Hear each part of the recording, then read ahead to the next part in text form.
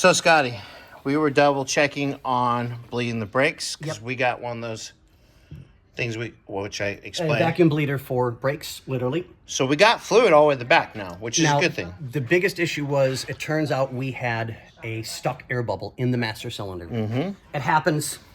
I don't care how good you think you are as a mechanic, it can happen to you as well. Mm-hmm. So great, not a problem.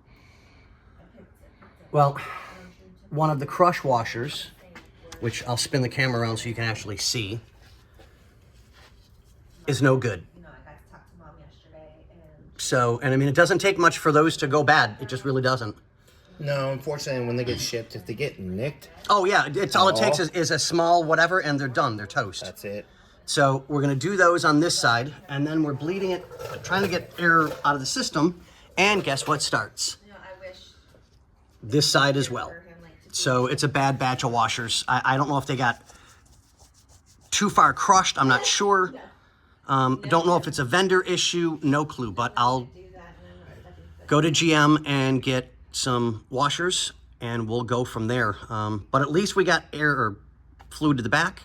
Super happy about that. Oh yeah, Super happy. Yeah. It's been rough trying to get it back here. Because now we don't have to wait for another master cylinder coming in. Yeah, we know it's not the master. Change it under warranty. Blah blah blah.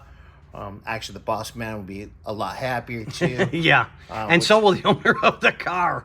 Yeah. So okay, cool. Then I'm gonna finish up what I gotta do up front with the transmission. Yeah. Like I said in the video, there's the plate up top. So I'm not gonna put fluid in it. Talk to the boss. I think we might have a seal for that. Right. Because I'd rather be safe than sorry than put fresh fluid and realize that's seeping. Oh yeah, exactly. That's just dumb. Okay, so off to the parts store I go to get hopefully better washers. But on that note, ladies and gentlemen, what do we say? Deuces, guys.